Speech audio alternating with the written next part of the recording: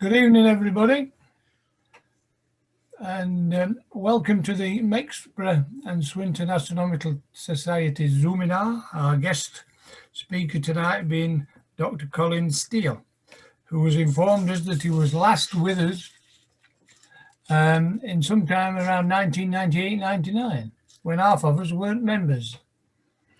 Anyway, inspired by the early events, including the Apollo moon landings, he bought a small telescope in 1972 and joined Dundee Astronomical Society in 1978. Studied mathematics and astronomy and astrophysics at St Andrews University between 1982 and 86, and a PhD in applied mathematics and dynamics of solar prominences in 1986 to 1990. He's now teaching mathematics to students in many parts of the University of Manchester, which has been doing since 1993, and studies into equilibria and stability of structures in solar atmosphere, dynamics of orbits of Trojan asteroids. He studies observations of meteors, noctilucent clouds, etc. A dabbler in non-telescopic astrophotography, and now whether this is a rejoined Dundee Astronomical Society in 1978 and the BAA in 1985. Many other societies, member of the IAU, active in BAA meteor section mid-1980s onwards, and the Scottish Astronomers Group president from 1991 to 93, and is a speaker at various astronomical societies, currently resident in Dorr, Sheffield, married with 2 youngsters. So please, can everybody welcome Colin Steele in a truly Mexborough way. Thank you. Yes, many thanks for the welcome and for the introduction. So it has been quite a long time since I was last in giving a talk to the Mexborough and Swinton Society. I mean, yes, I think it was at some point in 1998. Curiously enough, I did give this talk this talk on professional and amateur astronomy in Swinton about a year and a half ago, one of the later talks that I'd done before we ended up closing everything. But that was actually Swinton, just the other side of Manchester. That was the Salford Society. They'd moved their premises out from the Manchester area a little bit to the western part of Salford there.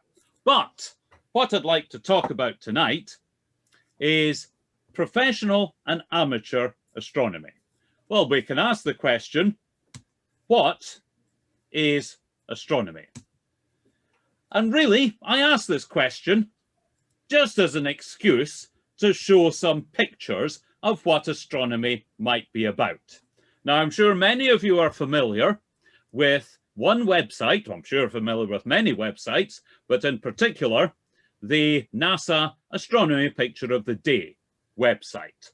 So what does NASA say that astronomy is today?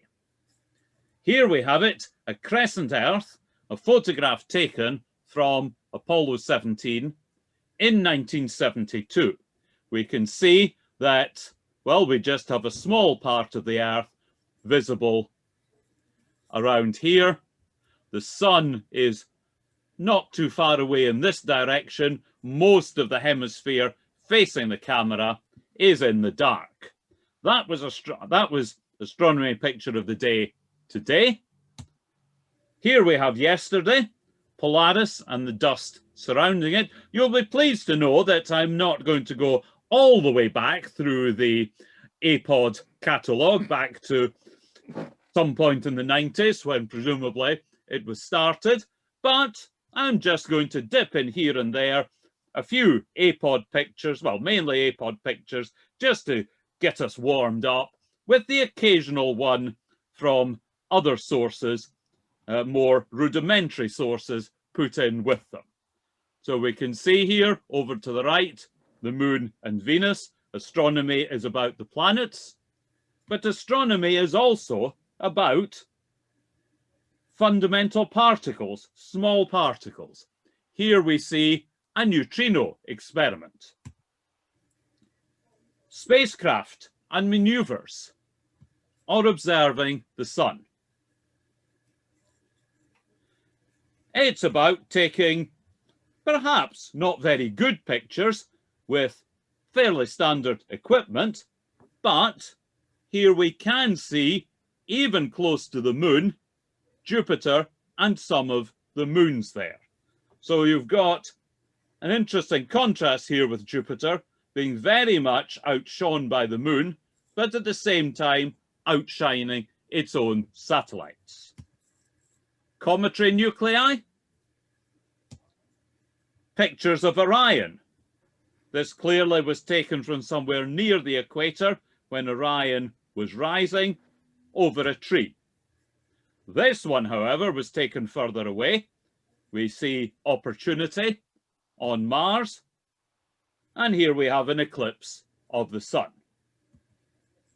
Last year, we were fortunate enough to have the best comet in the last couple of decades, probably since Hale-Bopp, which would have been around the time I last came to the Society here. Phobos, moon of Mars.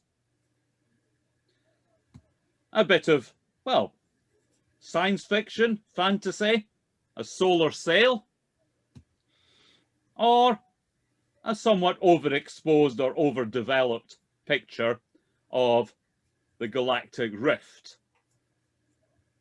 Other planets and satellites. Here we see Europa. Or at another extreme, people carrying out astronomy here. An eclipse viewed from space. The dark area is where we have a reasonably full partial, or at the center, total eclipse. Not so much light is getting to the ground here. Constellation views, or again, views of the planets. Combining astronomy with history. Earthshine. More astronomical history. Constellation views. We have the North America Nebula. And maybe I should have just called this one the Plough rather than Ursa Major, bearing in mind that the Plough is only part of Ursa Major. A galaxy, NGC object, noctilucent clouds, visible a couple of summers ago, and you can see the constellation of Auriga here. Another galaxy, or over a couple of nights, the motion of the yellow object, which is the asteroid Vesta. You can see the ones I've circled in colours other than yellow. Those, of course, retain their positions with respect to each other, but Vesta, the yellow one, has between the two times moved closer to being between the orange and the purple ones there. Okay, so that's just a bit of a warm-up. I've not really answered the question, what is astronomy? But it's given a few pointers there. But we can also ask, what is an amateur astronomer? What is a professional astronomer? Now, if you want to know what the definition of something is, one place you can look is the dictionary. What does the dictionary have to say about professional and amateur? So the one dictionary definition of professional, a noun, worthy of or appropriate to a professional person. Well, that's really patting the question around, but then we get competent, skillful, or assured. Okay, that's useful information there. Engaged in a specific activity as one's main paid occupation rather than as an amateur. there is enough information in this sentence that we gather a fair amount about what a professional is, that we don't have to resort to not an amateur. The same dictionary, when it has, well, what does it say for amateur? A person who engages in a pursuit, especially a sport, on an unpaid basis. Well, we're not talking about sport here, but we will see a parallel, but certainly on an unpaid basis. And then it does say a person who is contemptibly inept at a particular activity. Well, let me tell you that amateur astronomers are not following this definition of amateur. They are more following the one that we have above. So that's professional and amateur. Let us consider, when it comes to astronomy, what is the difference between the professional and an amateur astronomer? Well, it's tempting to say that this is the annual salary of a professional astronomer, but no, that would be unreasonable. That would be unreasonable to say. I'll just come back to this one later. But often we could think, well, we might be thinking sometimes the only difference between a professional and an amateur is the financial side of things. But I'd like to think that by the time I've given the rest of this talk, we might be thinking a few more things along those lines. But let's have a look at a parallel. I said we'd have a parallel with sport. Let's run a parallel with golf. And let's consider an amateur golfer here. So we see this amateur golfer addressing the ball, the club's behind the ball, ball on the tee. Our amateur golfer takes a backswing, probably goes a little bit higher than this, and then swings through, hits the ball, and watches as the ball disappears away down the fairway. At least that is what most amateur golfers would like to think, and certainly they would not like to be reminded of the uncomfortable truth. The fact that although they are looking away down the fairway, the ball has just gone a couple of feet. Okay, but where is this leading? If you have a look in the rules of golf, you'll find the rules of what you can and can't do out on the course, and then you'll find rules about amateur status. What we can see here we have rule 4.2 about professional and amateur golfers. What can an amateur do? What can an amateur not do? You can see we have rule 4.2 subclause G with notes 1, 2, and 3. This suggests that the rules about what is an amateur golfer and what is a professional golfer are really quite complicated if we need to go to 4.2 subclause G and add 3 notes after it. The rules are really quite complicated, or maybe they're really quite clear about what is an amateur golfer and what is a professional one. But it's not the same for a professional and an amateur astronomer. Well, let's just have a look and see, well, what do professional astronomers and amateur astronomers do? Stop talking about golfers now. So let's have a look at what we generally mean by a professional astronomer. Now, normally, when we talk about a professional astronomer, we mean a research astronomer. Somebody who finds out things, finds out facts, finds out understanding that was not known previously. Produces new work, papers, talks, and so on. But our professional astronomer may do some teaching as well, because most professional astronomers are at a university or a research Institute.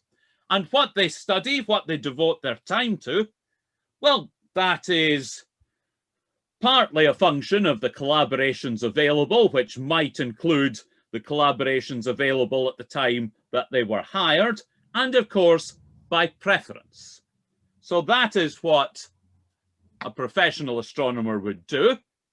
Now, a professional astronomer has probably got into this position by years and years of training. I say under pressure from financial factors. Yes, sometimes grants will be available, some will not be. Sometimes there will be pressure for continued employment and so on.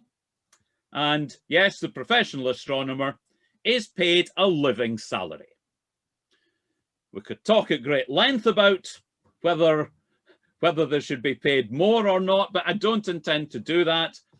The professional astronomer is paid a living salary and enjoys the work. Well, most of the work, probably like any other job. Even if you enjoy 95% of it, there may be some bits about filling in surveys and doing other things that you're less keen on, but generally, yes, this is someone who enjoys the work. As I said, many professional astronomers are based at a university. Now, if you'd picked up a university prospectus dating from, say, the 1970s or 1980s, you would see that a reasonable number, not all, a reasonable number of universities then would have had a department of astronomy or astrophysics or some combination of the two. More recently, the trend has been to have fewer departments, but larger departments. So there is more of a proliferation now of, for example, departments of physics and astronomy. But you can have astronomy carried out, I mentioned maths, computing, geology, chemistry, and so on. Astronomy interacts with a large number of other subjects, and I mentioned some of them here. Our professional astronomer would probably teach 1 or 2 courses, plus support classes each semester, a semester between generally September and January, and another one between February and June. But then on the research side, lots of talks and seminars, but would carry out some administration. It might be looking at, for example, which students to admit for the next year. It might be a case of looking at the syllabuses and so on. Now, some of the professional astronomers might be based at an observatory. Some universities, for historical reasons, have observatories within their premises. Other times, it's a case of they have them at various remote locations here. But here we see one with several domes now. But astronomical instruments don't need to be in domes. We could have radio telescopes, or sometimes the astronomers will be based in a building, such as the building here. We have modern and more classical architecture about where people are based at university. But we could also have people based at research institutes, such as the Royal Observatory in Edinburgh, which admittedly does have some links with Edinburgh University, or, for example, at the Rutherford Appleton Lab, or maybe abroad, and so on. Of course, what could happen is sometimes the financial risk factors are greater at the research institutes. I mean, we just need to think about the Royal Greenwich Observatory moving to Cambridge and then the subsequent demise of it and so on. So there's always pluses and minuses of the various arrangements there. Okay, time to move over to the amateur side. What does an amateur astronomer do? Well, a great number of things.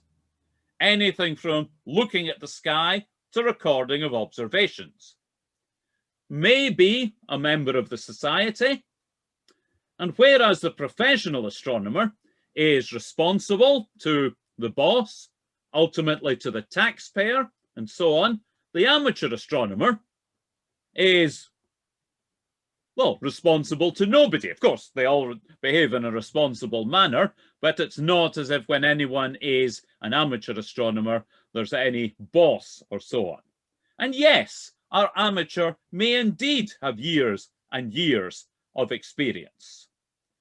Does not get paid, probably gets paid for doing something else, but just like the professional, enjoys astronomy. I probably don't need to put in the rider that I did for the professional here.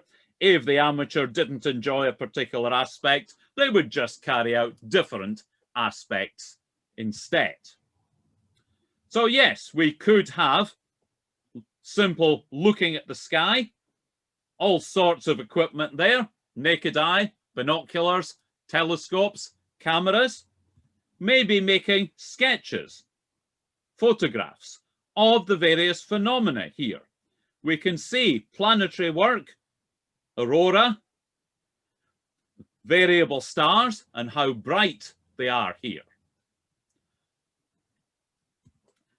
Maybe our amateur astronomer will submit observations to bodies such as the British Astronomical Association. There's no compulsion, of course, to do this, but sometimes when you're carrying out your observations, it's very useful, to make them available to others. Of course, in recent years, social media has been a very good way of making them available in a very informal sense.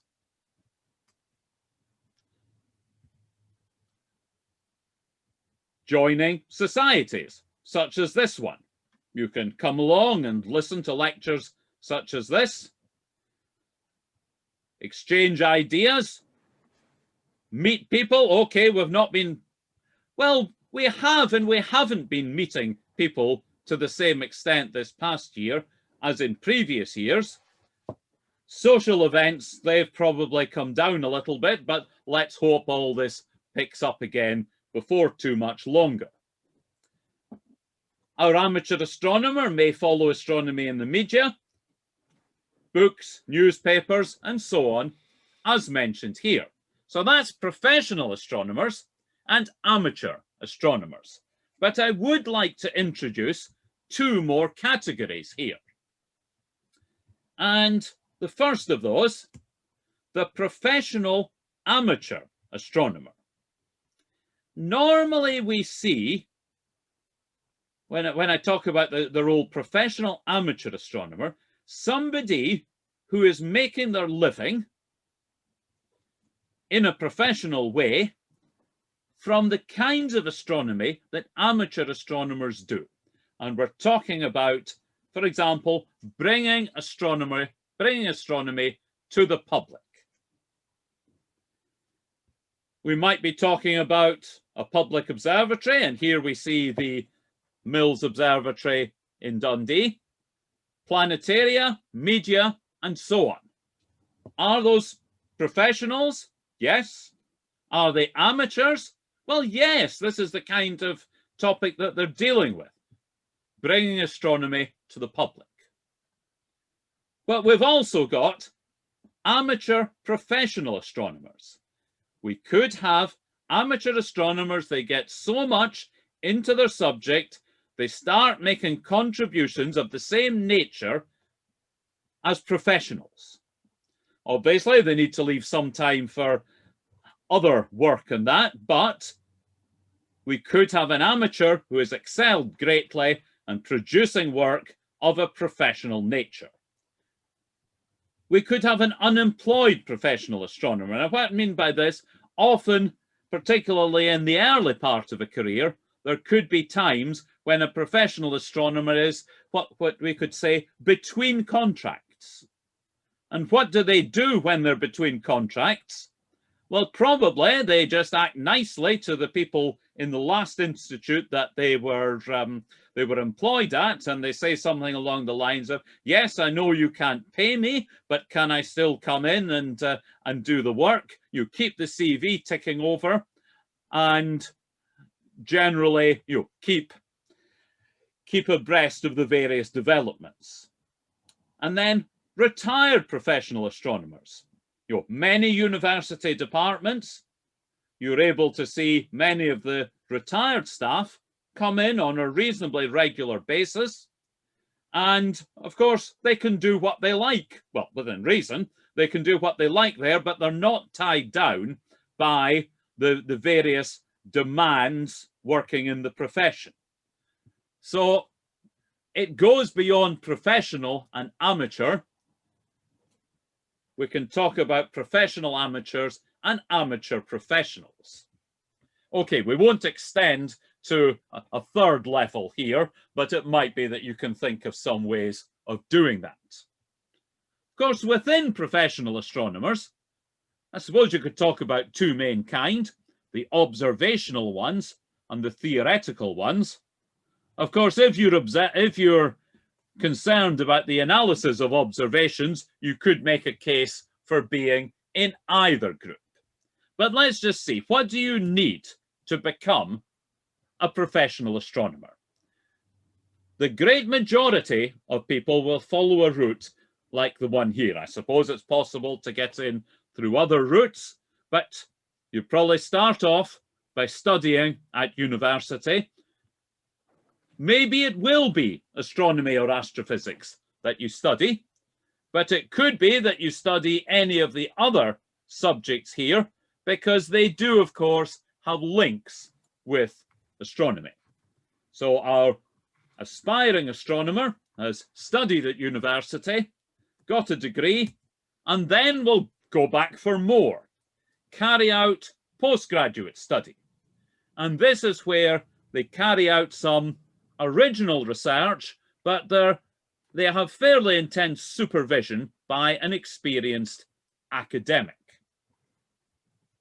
Generally, postgraduate study will last 3 to 4 years, and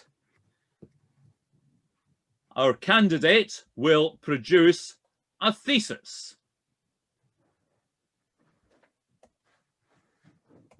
And here we see an example of a PhD thesis.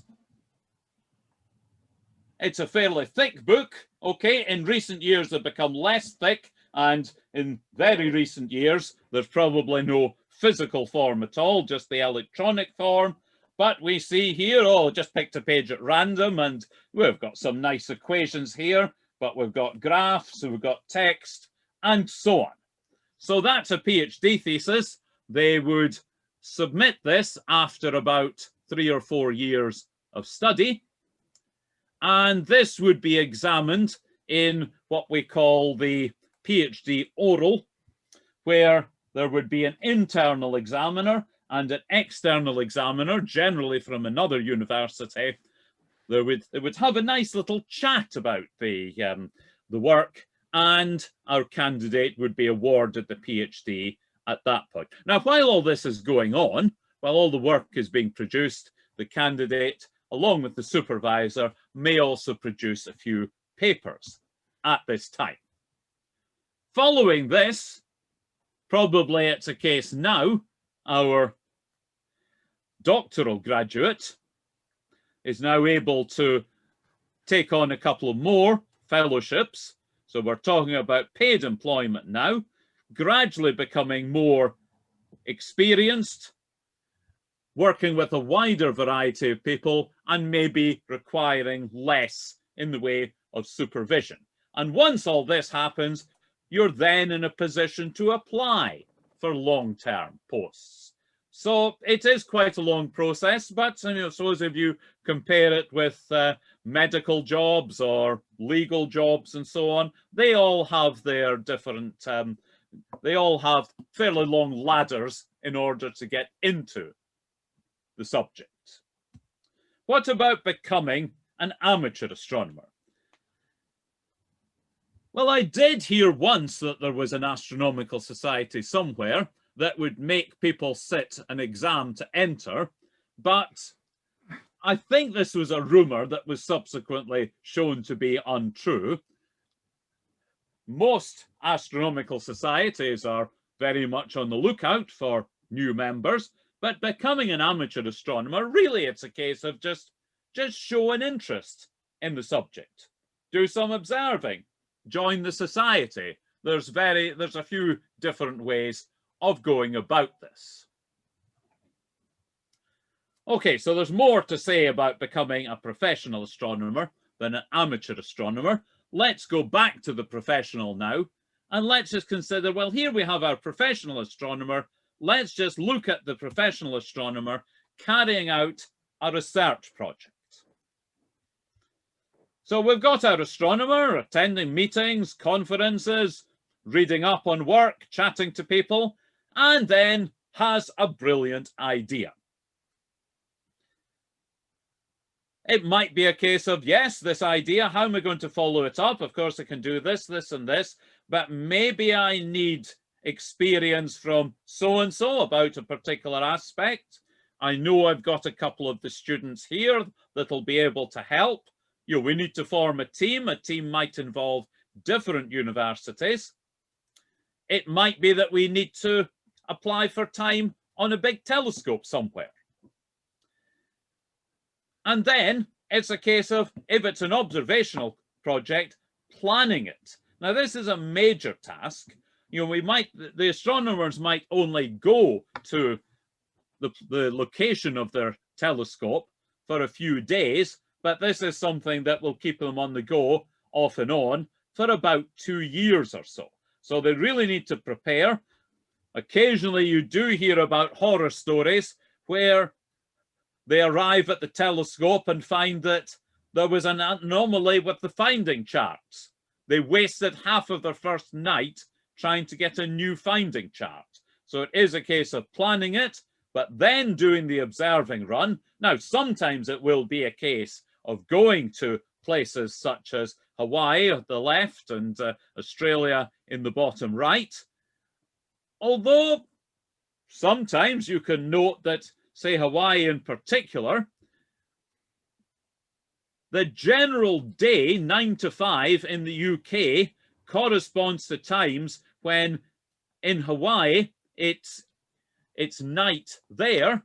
Can the observations be carried out remotely? In some cases they can, in some cases they can't. And, well, the astronomers would probably feel happier being there in person. They can't go in person to, for example, the Hubble telescope, but, you know, it's an observing run on a telescope, as is the case with any of the others. And then, having done that, again, another major task, analysing the results, and then writing them up, publishing them, presenting them at meetings. You can see that step 8 is reminiscent of step 1 here. And the cycle will repeat when, well, perhaps it's the same astronomer will have a brilliant idea. Perhaps somebody reading the paper will have a brilliant idea, and so on. The cycle will repeat. But of course, you can't have the brilliant idea to order. Those will come.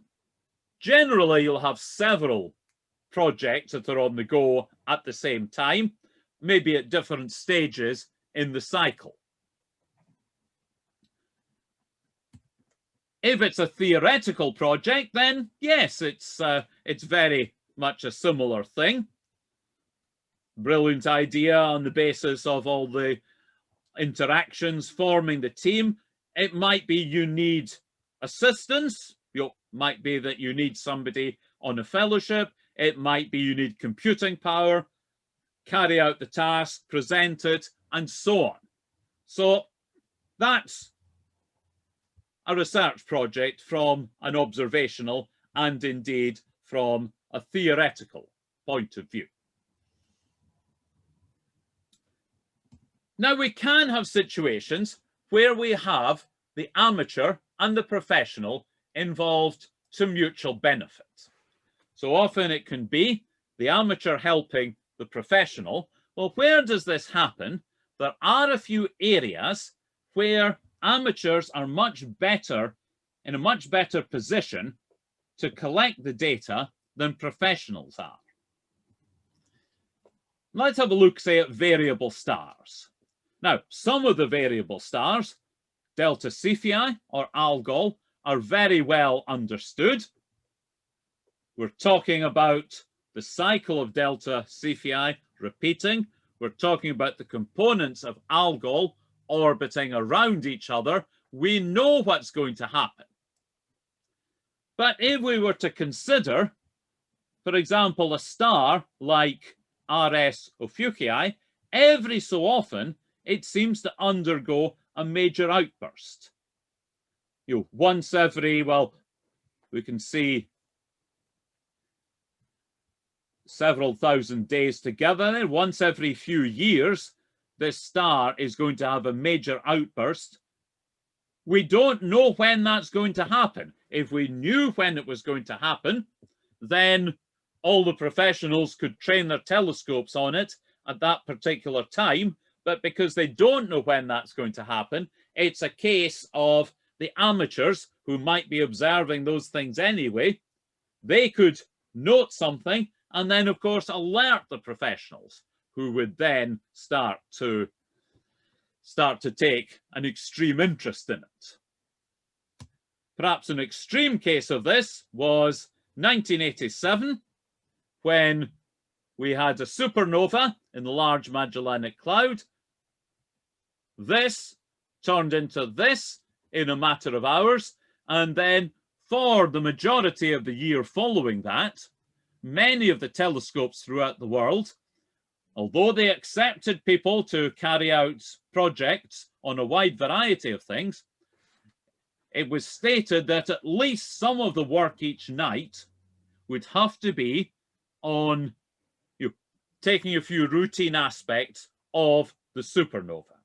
And ultimately, we can see here what a supernova turns into after a longer period of time. Another area, the amateur helping the professional. Let's imagine we have a star being occulted by the moon. So the moon's going in its orbit around the Earth. It passes in front of a star, say here. And while it's clear that if an observer is here, you won't get an occultation, and here you will, what happens if you're about here? So if you're near the edge of the track of the moon, you might get something like this. If we exaggerate the profile of the mountains on the moon, we'd find that, yes, we had the star disappearing behind the moon about here, reappearing here. But an observer very close might record something slightly different, might record the star being visible in those valleys on the moon. And therefore, we're able to build up the profile of the edge of the moon here. And another similar situation, yes, we can see here, we have the view from somebody just a little in a slightly different position. And so all of those different people would get slightly different views of the occultation, and between them, they can build up the information on the profile of the moon. But let's imagine we have not the moon occulting a star, but a minor planet occulting a star. Now, you might say that this diagram is not drawn particularly well, in that, yes, it seems that the northern limit here is well drawn, but the southern limit, it seems to miss things. But the reality is, the error bars as such, we don't know that the minor planet will be exactly here. It might be down here. So we don't know whereabouts on what's virtually a hemisphere of the Earth we're going to get the occultation.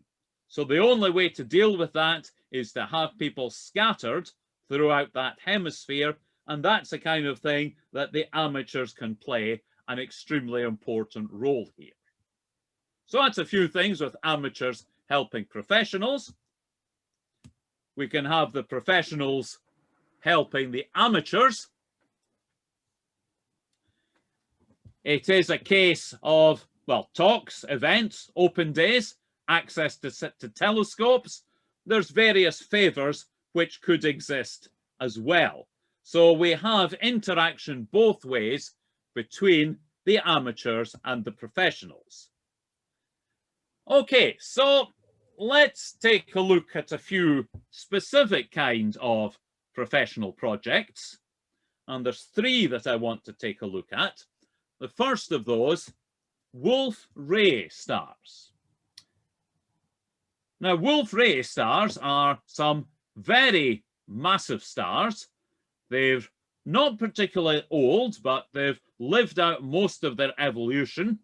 They have used up most of the fuel that they started with, but they end up with spectra which have a few emission lines in them.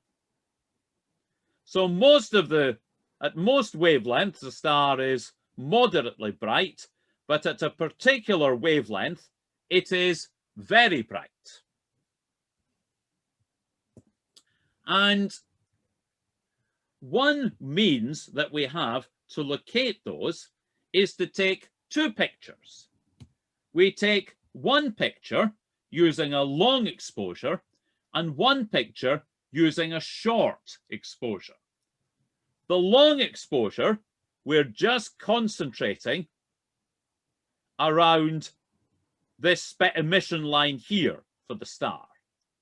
Whereas a short exposure,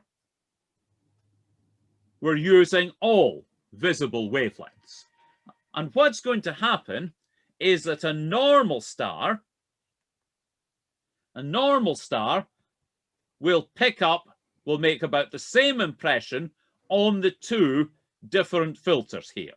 The long exposure at a narrow band or the shorter exposure using a wide band. But a Wolf-Rayet star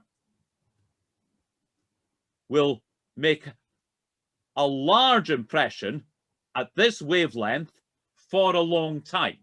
So it will appear to be brighter.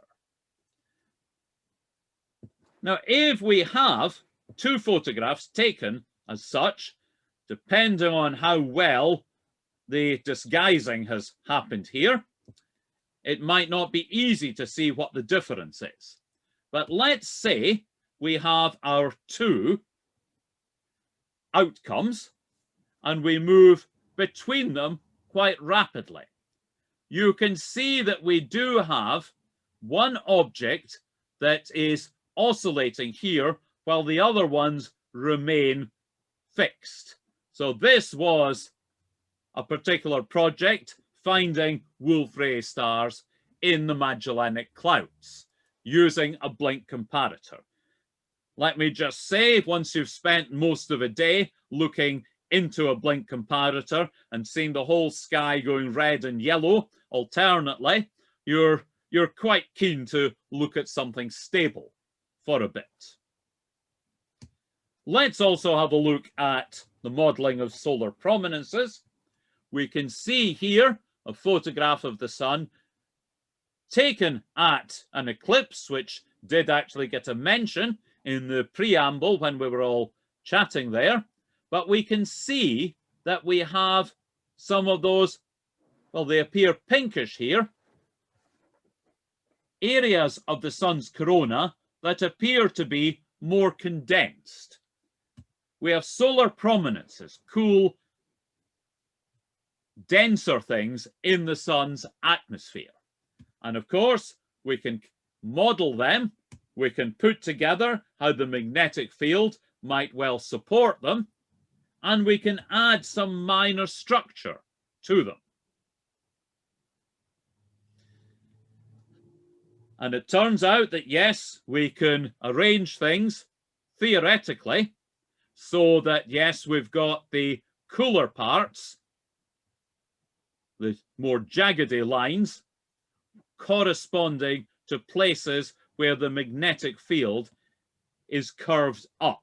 So you can see around here, not only is it cooler than it is either side, but we have a dip in the magnetic field.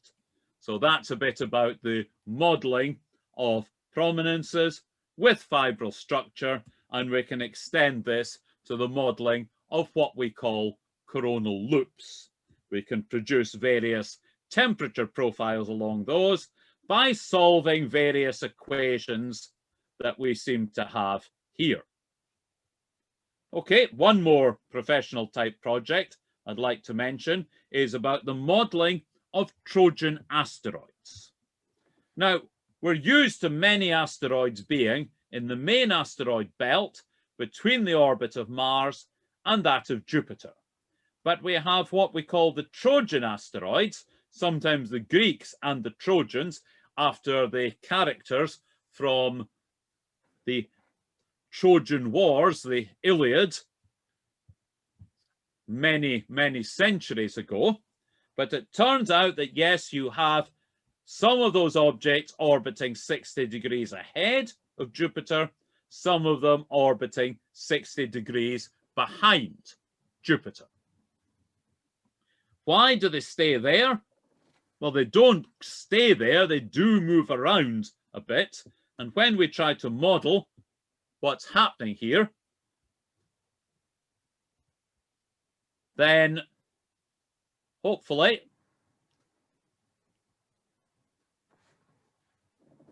we'll get this one moving. Yes. So if you imagine we have a situation, we've got Jupiter in red orbiting the sun, but we've wound out that rotation.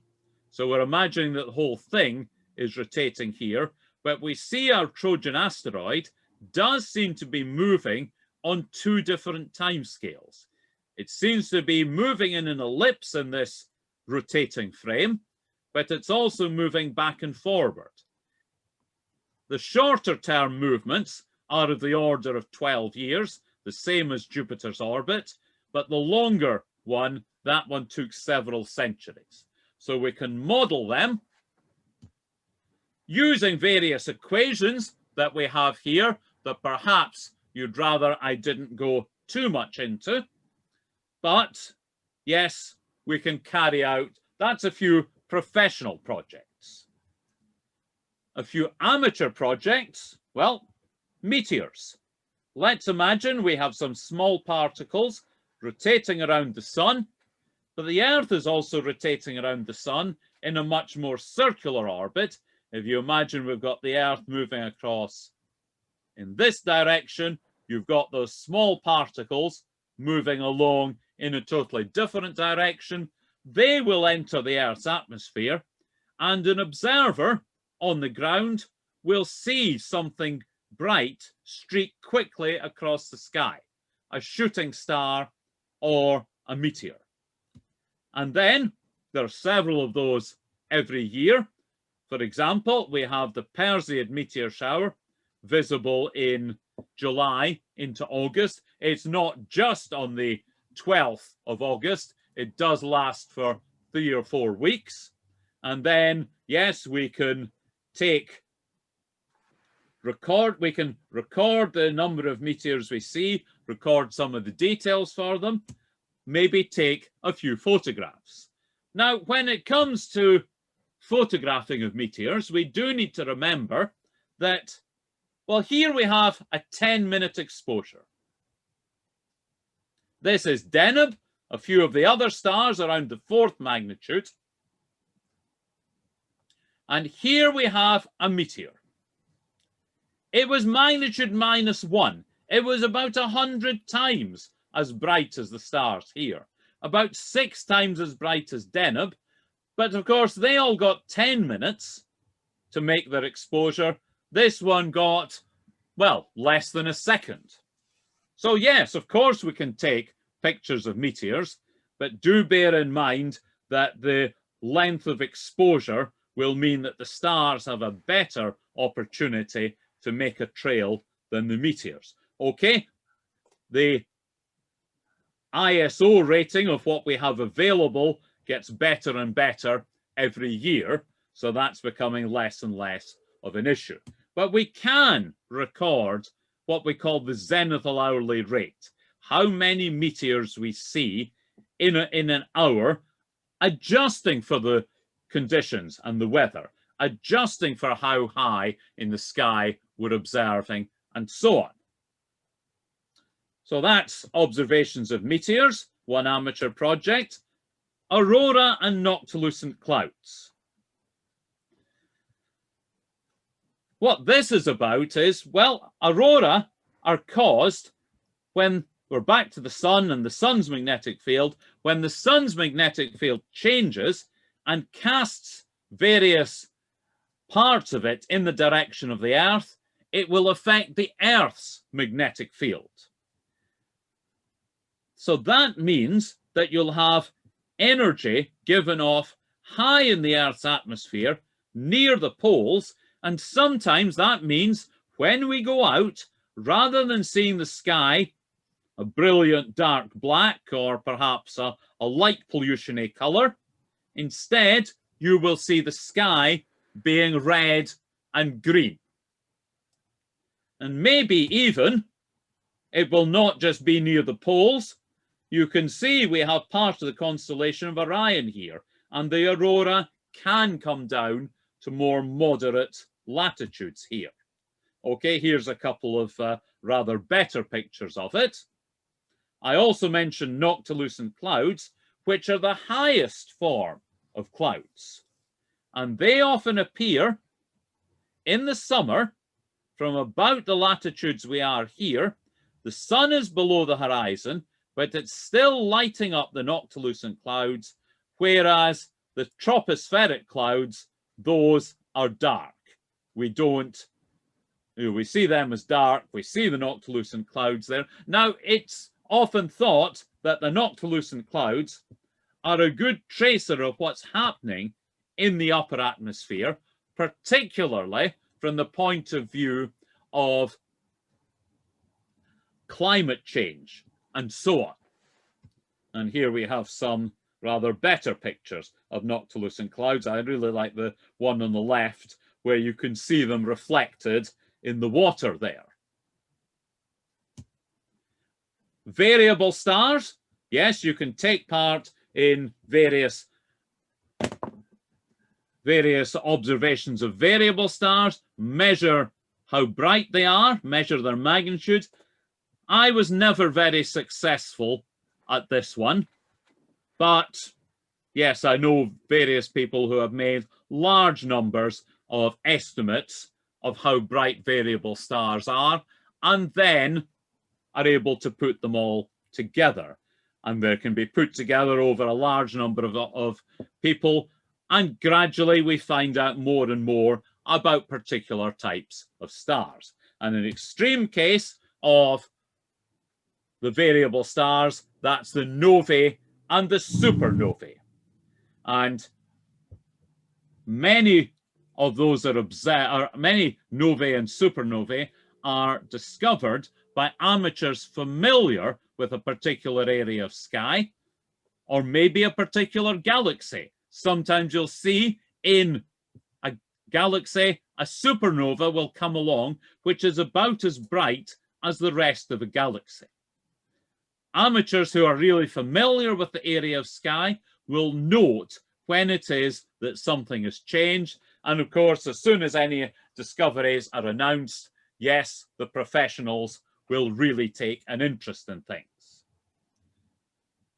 Now, two more main things to say. I talked about professionals helping amateurs, and this is something that, well, didn't quite work out in the way it was supposed to. What do I mean by this? Let's consider mutual occultations of planets. Now, if I were to say that I bet none of you has seen a planet occult another planet, unless we're talking about something like Jupiter setting, and from our point of view, it's the Earth occulting Jupiter. But no, if we're talking about one of the other planets occulting another one, we can see various ways in which this can happen. with the geometry of things, or maybe an inner planet occulting an outer planet, or combinations of Venus and Mercury occulting the other. But it turns out there haven't been any of those since the year 1818, and there won't be any more of them until the year 2065. Of course, now I'm more in a position to say that, yes, some of the youngsters maybe will observe Venus occulting Jupiter in 2065. But I bet nobody here had seen Venus occulting Jupiter in 1818. Some of them, going back a few more years, 18th century, you got a few, just a couple in the 17th century. Some of the observations of one planet occulting another one have been observed, but let's just go back to this. 1613, Jupiter occulted Neptune. Oh, well, was anyone observing that? Was anyone observing Jupiter in 1613? Well, there was an article in the Sky and Telescope around 1980 where Charles Kowal, who had made various discoveries, he just mentioned the mutual occultations, and as a result of professionals publicizing the subject to amateurs, people started asking this question: was anyone observing Jupiter around 1613? And the answer is, well, of course, Galileo was observing Jupiter at that time. Is there any possibility that within his meticulous notes, okay, I can't quite read the Latin here, but he made strong notes, could he have observed Neptune at any time here? And people ended up on this line here. After fixed star A, following in the same line as star B, which I saw the previous night, but they seemed further apart from one another. What do we make of this? Well, people found that star B was actually Neptune. Galileo had seen it. He'd seen it move. He'd noted that, but somehow he'd not followed it up. Now we can speculate about what would have happened if Galileo had realized the significance of what he had seen. But what this did mean was it extended the baseline of observations of Neptune. It wasn't a case of just going back to 1845 for observations of Neptune. It was a case of going back to 1613.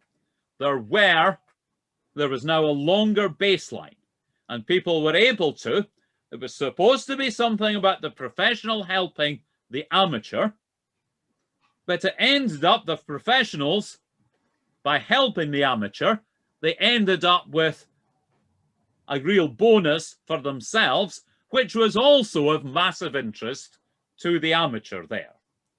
So that was a case of an interaction between professional and amateurs that really couldn't have been foreseen.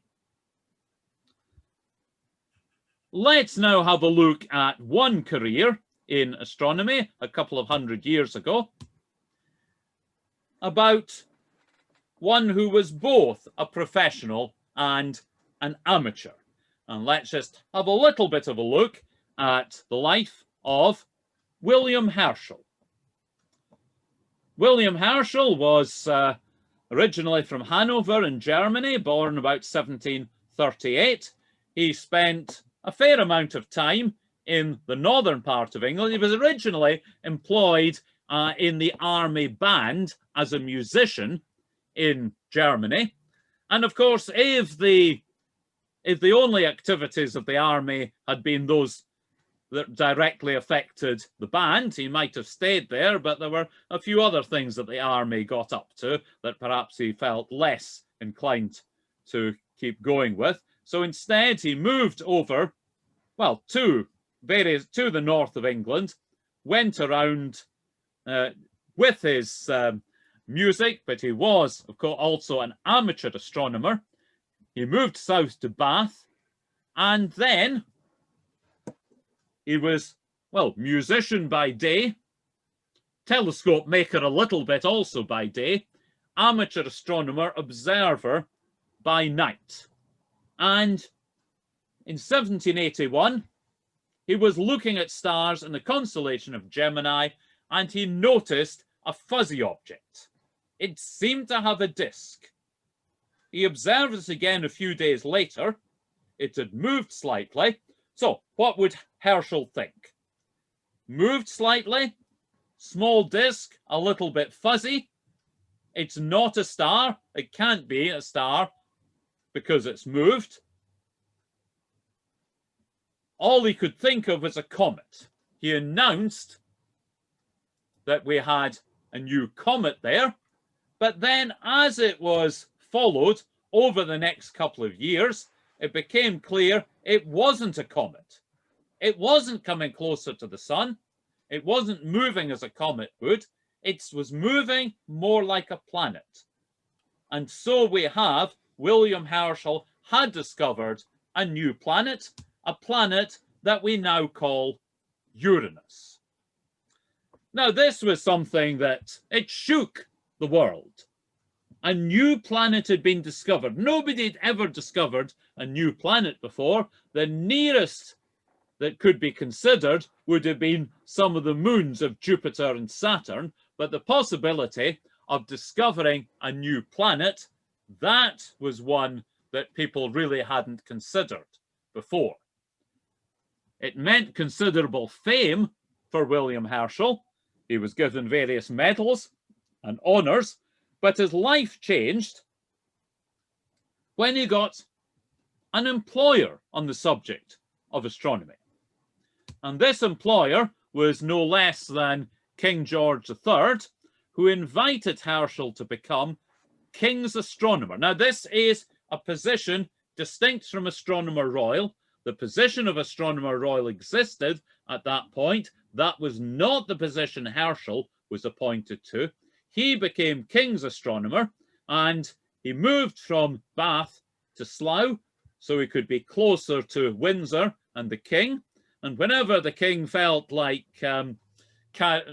looking at the moon or the planets, he would invite Herschel along. Whenever the King felt it was worth showing off this facility, this astronomer with the telescopes that could see all those new things in the sky, show this off to visiting dignitaries, yes, he was able to do that. So it was a new career for Herschel. And as a result of that, he was able to make all sorts of other discoveries. Moons of Saturn and Uranus, distribution of the stars within the galaxies, make more and more telescopes, including the massive, at least for the time, the 72-inch telescope, by far the largest and best telescope in the world at the time. So here we have one who was both a professional and an amateur. Okay, so let's just finish with one thing. How do you embarrass a professional astronomer? This is a situation. Let's say you're the professional astronomer comes along to an observing session. The amateur points up and he asks the question, what is the name of that star? This is something that is guaranteed in 90% of cases to embarrass the professional astronomer. However, rather than one group embarrassing the other, I hope that over the last hour, I've shown how the two groups, the professional astronomer and the amateur astronomers, each have some massive things going for them. They each enjoy what they do. They each work very well and very well together. There are means by which each can help the other. So that's a little bit about professional and amateur astronomy. Thank you. Thank you, Colin. That's a very thought-provoking talk. Could I ask you to stop sharing your screen? Of course. Question time while people are talking. One of the things that you didn't mention about professional astronomers, the number of professional astronomers who actually use an instrument seems to me to be quite small, or who can use an instrument of any sort, seems to be quite small. It probably is decreasing. I mean, more and more of them, we would have the analysis of observations, and there's probably growing more of a case of, yes, when there is to be an observing project carried out in the name of a particular astronomer, who's secured the telescope time, it could well be that the professional astronomer is nowhere near, is in a totally different part of the world, and there is a technician who knows this telescope intimately, who's carrying out the particular project, who's involved in, probably will end up being a co-author on the paper, the one who's handling the telescope, gathering the data, but of course it's the person elsewhere who's really driving the project as a whole. Or indeed we have, yes, the professional, the theoretical professional. But of course, yes, the days of thinking about the professional astronomer with eye glued to the telescope all night, every night, probably we've moved on from that one. I just want to say the days of Edwin Hubble exposing plates and things are well gone. Well, yes, I mean, there's been something of a revolution on the photographic side of things. Yes, it's interesting to think of some of the contortions that we used to do on the photographic side of things with plates, with film, and so on. I never attempted wet photography with astronomy, but I know that one or two of our members have done. Ladies and gentlemen, over to you. Questions, please. As usual, I'd prefer a digital hand, but if you wave at me, you might catch my eye. So, have we any questions? Catherine, can you unmute yourself, Catherine? Yes. How are professional astronomers dealing with Starlink satellites? Oh, yes. I mean, actually, I was about to answer something else, because in the 80s and 90s, when various observatories, university departments, and so on, when they all got into the computing side of things, when they found that they were able to communicate with each other along the lines, through the computer, a network that they set up was called Starlink. Nowadays, it's being able to communicate anyone with anyone else is so easy, perhaps due to, of course, things like this first Starlink. But yes, if we're talking about the satellites and the brightness there, I mean, it is a bit of a challenge. I mean, it depends on what kind of whether you're narrow field or wide field. If you're relatively narrow field, hopefully most of the time you'll get away with things. I suppose part of it is to try to be aware, to observe when the satellites, when you know that they're not going to be there, but in due time they will get everywhere. Sometimes it is a case of just throwing away a proportion of the proceeds. It depends a lot on what it is that you're doing. Sometimes streaks in the corner might not be that much of a problem. Sometimes it will be. So I suppose the answer to the problem, how are they dealing with it? Better in some cases than others. I mean, they'll have plenty of practice, it seems, in being able to deal with it. I mean, you can probably do various clever things like be aware of the profile, the kind of spectrum that the objects will produce. And while, of course, you will lose some of your actual image by subtracting that, it's you're probably still slightly better off. Thank you. Okay, Catherine. Yes, yes. Where does citizen science come into your model, Colin? Okay, I mean, there's I've not talked much about I suppose.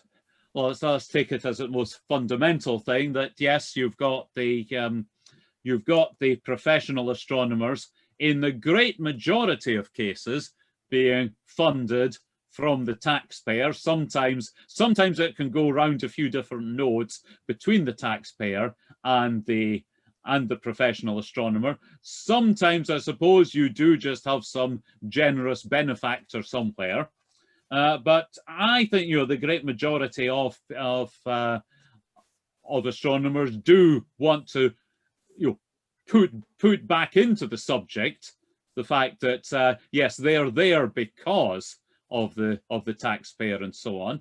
I mean, so we've also got other aspects like it's not quite so high profile as it was, say, 5 years ago. Things like the searches for extraterrestrial intelligence, downloading a bit of a search and so on. That's an important activity, even if it's been a little bit less intense of late. Okay, I was thinking more about things like Zooniverse and the things that Chris Lintott is always championing. Right, yes. I mean, it's I'm a little bit further away from things on this one, but I can get back to you later on that one if necessary. Okay,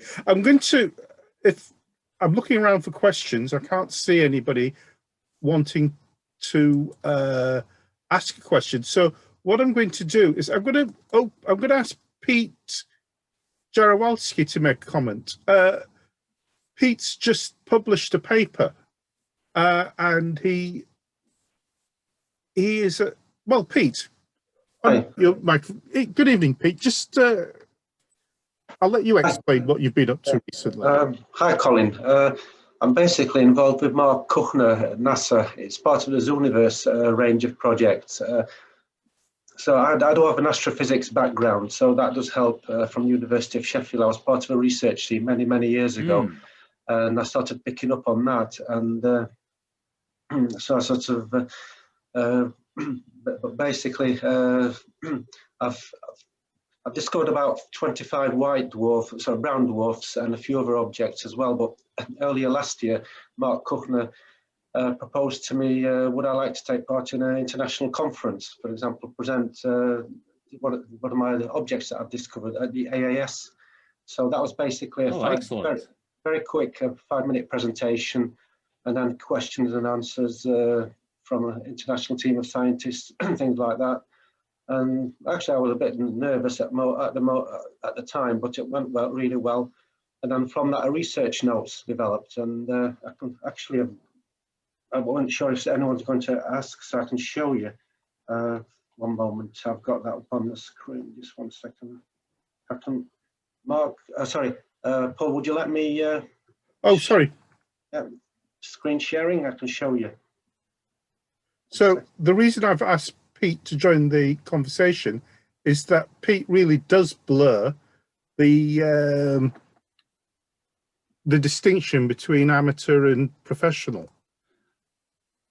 Well, yes. I mean, it's not a one or the other. It's certainly possible to make contributions in both ways. This is the paper that's just come out, and it's in overleaf. So yes. I was asked to lead a paper. Well, that's excellent. I was going to say, yes, you're first there, yes. Yeah, and I'm actually writing up another one because I've found another object going around a known system as well. I'm not going to reveal too much about that, so I'm writing another one up as well. Excellent. So I'm not going to make a career out of this because obviously it's very demanding and things, but maybe 1 or 2 papers like this, and I've done a lot of research over the years. So. And the scientists in that group are just struggling to keep up with the publication. So that's why I think I was proposed. I was given the. Well, told why don't I write one? And then Pete, do you know of any other or anybody else who's in a similar position? I know that there's another. I think I'm only the second person to have published a research note in, for example, Mark Kuchner's group. But one of the other ones is a postgraduate or doing his doctorate. There's another citizen scientist, someone like myself, who's actually writing something like this as well. But I know I'm only the second one, but the first one who was not at university. Right. Okay. Pete, could I ask you to stop sharing your screen? Yeah. Sure. Sorry. No, that's been really good to see. Yes, I congratulate. So Catherine wants to ask another question. Recently, there's been a lot of these remote observatories being set up, which a lot of amateurs use. In nice places like Chile. Are professional astronomers using those as well for like maybe some small scale work? Well, yes. I mean, for example, I'm thinking about, say, the observatory on Tenerife. Yes, there are a lot of robotic telescopes there, which are controlled by amateurs, but at the same time, there are professionally controlled telescopes there. Probably it's a case of the same site but different machines there. But I'm sure I can be proved wrong, and people will find a few cases where it is actually the same machines that are being used by both professional and amateurs, or by those who are clearly one side of the boundary between professional and amateurs. Yeah, thank you. It's interesting where amateurs are making a living out of their interest. I mean, we have a good friend of the society, Paul Money, who writes for Sky at Night magazine and does a lecture tour and brings out a yearly star guide. But I was thinking more about the likes of Damien Peach, has gradually moved from the amateur status, and his images are so good that they are used by professionals as well. Well, yes. I mean, the professional amateur astronomer that I mentioned there, it may seem a contradiction, but I believe that it's the way that astronomy works. It's not like in sport where you disqualify yourself, but yes, you can make a contribution to amateur astronomy, and at the same time, yes, it can help put food on the table and so on. Yeah. So, are you really describing your route into the subject when you make these distinctions between professional, or when you use these terms professional and amateur? Right, that's an interesting one. I mean, I'd been thinking more about the nature of the current activities, but it could be yes, just as much the route in. Yes, that's given me a lot to think about.